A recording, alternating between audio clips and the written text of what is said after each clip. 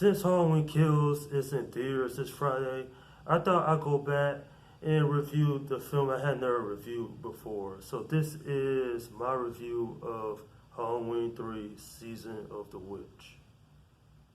Directed by Tommy Lee Wallace, making his directorial debut, this film takes place in an alternate timeline where Michael Myers and Laurie Strode doesn't even exist. And so basically this is an anthology film that was supposed to be a string of movies that took place obviously during Halloween, but different stories. You know, I have to say that as far as the main story in this film does, it kind of sucks. Not having Michael Myers returns here really hurts this film. So basically the story is a company called Silver Shamrock has a group of men that are really androids hunting down certain people and killing them. And so Dr. Dan Chalice, he's an alcoholic, and he knows in this hospital he works at 2 people are dead.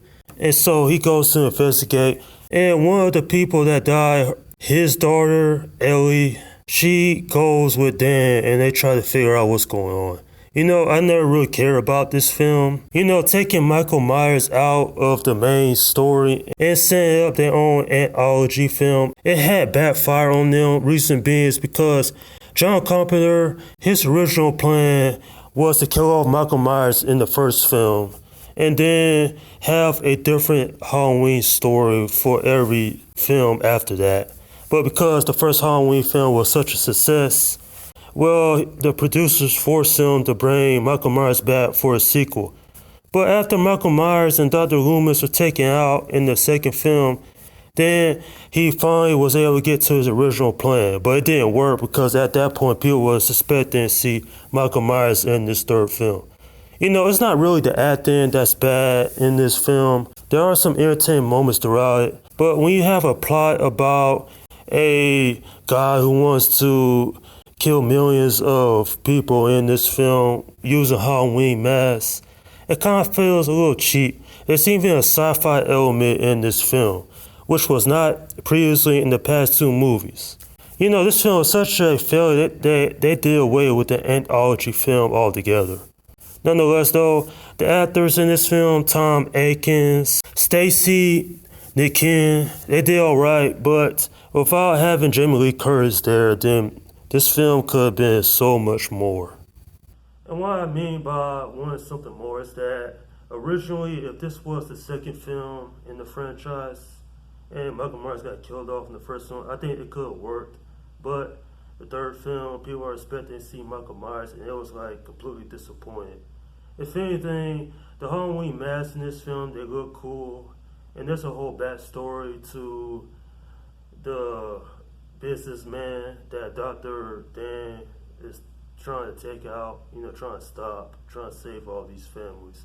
And this film ends on a cliffhanger because, well, it basically goes nowhere. This film got misreception over the years. Its box office performance wasn't that great. And so John Carpenter and Deborah Hill were done with the franchise after this film. Like the old saying goes, don't fix what's not broken. And getting rid of Michael Myers and Laurie Strode, 2 of the main characters of the franchise in the beginning, then this film just doesn't have what it takes to keep you entertained. Now, there are fans of this film out there, but for a large majority, people don't like this movie. And what's up with the title of this film, Season of the Witch? Seriously, where are the witches at? Like, if you're going to have that in your title, then you're expecting something of that category. But, you know, besides all that, I never really cared about this film at the end of the day. I'm giving this film a 5 out of 10.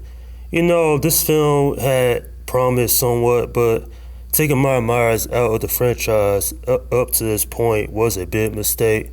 The third film should have been Michael Myers coming back and hunting his sister Laurie once again. Now, completely this being a different timeline, what's interesting is that the original 1978 Halloween film is shown on TV throughout this film. So I found that pretty interesting. But at the end of the day, this is a film that's like a waste of time.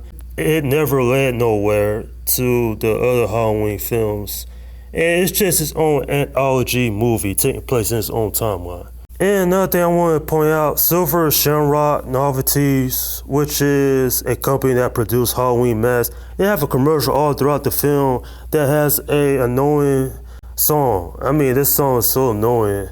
Nonetheless, though, the whole plot of Daniel and Allie taking on the corporation, and trying to save all these children, it's somewhat interesting, but it's not enough to make this a good film at all.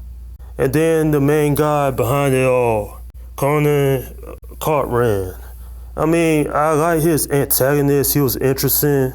I mean, he wasn't boring, but at the end of the day, he doesn't compare to Michael Myers, because Michael Myers is another threat all by himself. Nonetheless, though, if you haven't seen this film, I suggest you check it out. I mean, you might like it more than I did. And that's my review of Halloween 3 Season of the Witch.